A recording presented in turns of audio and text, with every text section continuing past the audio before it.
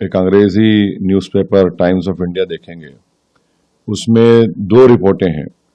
ایک یہ کہ سپریم کورٹ نے بیل دیا ہے ایک ایم ٹیک چیئرمین کو جو 16 مہینے سے جیل میں تھا، اور جسٹس سنجے کمار اور جسٹس آلوک رادے صاحب کا یہ ججمنٹ ہے، بیل کا آرڈر ہے کہ رائٹ ٹو اسپیڈی ٹرائل انشٹائن article 21 of constitution is not eclipsed by the nature of the offense۔ ایک یہ ہو گیا۔ دوسرا ایک اور ہے کیس جس میں ایک شخص ہے جو نیکسلائٹ ایکٹیویٹیز میں، وہ سیکیوز کا نام ہے کیلاش رام چندانی۔ تو ان کے اوپر الزام ہے کہ ان کی وجہ سے 15 پولیس کے عہدیداروں کی موت ہوئی آئی ڈی بلاسٹ میں۔ یہ بیل آرڈر دیا گیا ہے سپریم کورٹ کے چیف جسٹس ہیں اس میں، اور جسٹس باگچی ہیں، اور اس میں یہ لکھا گیا ہے کہ there must be a speedy trial which is possible only when the government sets up exclusive special courts to try cases of this nature. Since there are many cases pending with trial judge and prosecution has cited many witnesses, the trial is not going to conclude in the near future.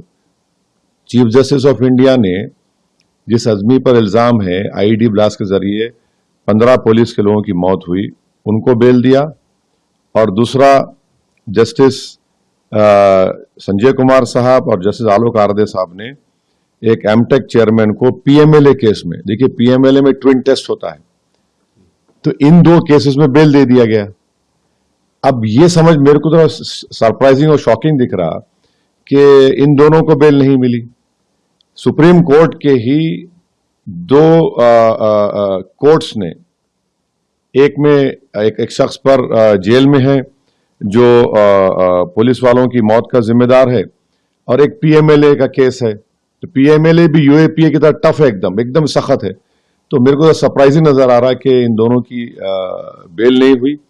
اب یہ تو قانون کے جو expert ہیں وہ بتائیں گے، مگر مجھے تو سمجھ میں آ رہا ہے کہ جب 2 کیسز میں آرٹیکل 21 کا ذکر ہو رہا، دوسری جگہ کہا جا رہا ہے کہ اسپیڈی ٹرائل نہیں ہو رہا، اور یہ لوگ اتنے دن سے ہیں، یہ صاحب جن پر الزام ہے کہ ان کی وجہ سے 15 پولیس کے لوگوں کی گٹی چولی میں موت ہوئی، تو یہ بھی تو 5.5-6 سال سے ہیں۔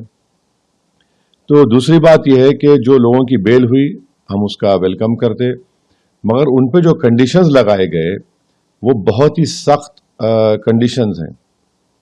تو وہ کنڈیشن دیکھ کر شاعر کا